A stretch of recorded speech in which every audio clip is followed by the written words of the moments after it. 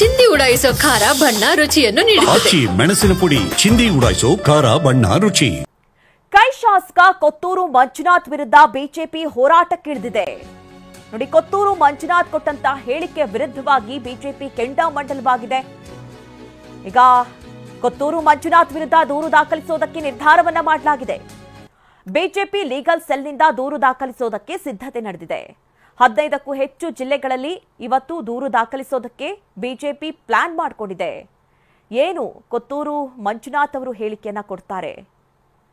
ಯುದ್ಧದ ಸಂದರ್ಭದಲ್ಲಿ ಏನು ನಾಲ್ಕು ಕ್ಷಿಪಣಿಗಳನ್ನು ಹಾರಿಸಿದ್ರಂತೆ, ಬಿಟ್ರಂತೆ, ಸಾಕ್ಷಿಯಲ್ಲಿದೆ, ಏನಿದೆ, ಅವರೆಲ್ಲ ಭಯೋತ್ಪಾದಕರು ಹೇಗೆ ಬಂದ್ರು, ಅವರಿಗೆ ಯಾರಾದ್ರೂ ಸಪೋರ್ಟ್ ಸಿಕ್ತು, ಈ ರೀತಿಯ ಒಂದಷ್ಟು ವಿಚಾರಗಳನ್ನ ಕೊತ್ತೂರು ಮಂಜುನಾಥ್ ಅವರು ಮಾತನಾಡಿದ್ರು.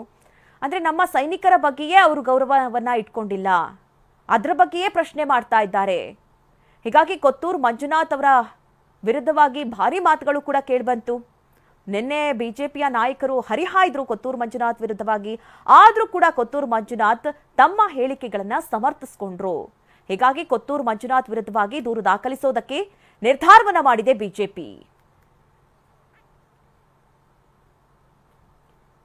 ಇನ್ನು ಶಾಸಕ ಕೊತ್ತೂರು ಮಂಜುನಾಥ್ ಹೇಳಿಕೆ ವಿಚಾರಕ್ಕೆ ಸಂಬಂಧಪಟ್ಟಂತೆ ಅವರ ನಾಲಿಗೆಗೂ ಮೆದುಳಿಗೂ ಸಂಪರ್ಕ ಇಲ್ಲ, ಕೆಲವರು ಟೋಪಿಯನ್ನ ಉಲ್ಟಾ ಹಾಕೊಳ್ತಾರೆ. ಇದು ಬೆಂಗಳೂರಿನಲ್ಲಿ ಕೇಂದ್ರ ಸಚಿವೆ ಶೋಭಾ ಕರಂದ್ಲಾಜೆ ಅವರ ಹೇಳಿಕೆ. ಏನೇನ್ ಹೇಳಿದ್ರು ಬನ್ನಿ ನೋಡೋಣ. ನಾಲಿಗೆಗೂ ಮೆದುಳಿಗೆ ಸಂಪರ್ಕ ಇಲ್ಲದ ಕಾಂಗ್ರೆಸ್ ನಾಯಕರು ಹಲವಾರು ಜನ ಇದ್ದಾರೆ. ಕೆಲವರು ಟೋಪಿಯನ್ನ ಉಲ್ಟಾ ಹಾಕೊಂತಾರೆ, ಕೆಲವರು ಯುದ್ಧನೇ ಬೇಡ ಅಂತಾರೆ, ಇನ್ನು ಕೆಲವರು ಅವ್ರು ಏನ್ ಮಾಡಿದ್ದಾರೆ ಅಂತಾರೆ. ಅವ್ರು ಏನ್ ಮಾಡಿದ್ದಾರೆ ಅಂತ ನಾನು ಒಂದೇ ಆಗ್ರಹ ಮಾಡುವಂಥದ್ದು, ಕಾಂಗ್ರೆಸ್ ನಾಯಕರು 1 ವರ್ಷ ಹೋಗಿ ಪಾಕಿಸ್ತಾನದಲ್ಲಿ ನೆಲೆಸಬೇಕು.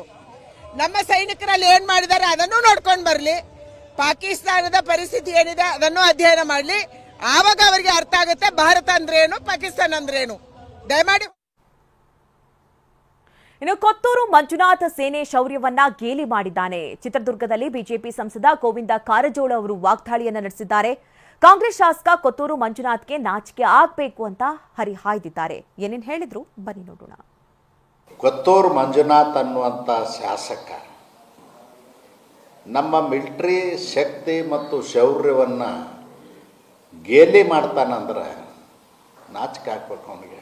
ಪಾಕ್ ಆಕ್ರಮಿತ ಕಾಶ್ಮೀರ ಬಿಟ್ಟು ಕೊಟ್ಟವ್ರು ಯಾರು ಉತ್ತರ ಹೇಳ್ತೀರಾ? ಕಾಂಗ್ರೆಸ್ನವರೇ ಅಧಿಕಾರದಾಗಿದ್ದಾಗ ಬಿಟ್ಟು ಕೊಟ್ಟಿರಲ್ಲ. ಮತ್ತು 93,000 ಸೈನಿಕರು ಒತ್ತೆ ಆಳುಗಳಾಗಿದ್ದರು ಪಾಕಿಸ್ತಾನದವರು. ಅವ್ರನ್ನ ಯಾಕೆ ಬಿಟ್ಟು ಕೊಟ್ರಿ ಉತ್ತರ ಹೇಳ್ತೀರಾ ಕಾಂಗ್ರೆಸ್ನವರು? ಯಾರ ಆಡಳಿತದಲ್ಲಿ ಬಿಟ್ಟು ಕೊಟ್ಟರು?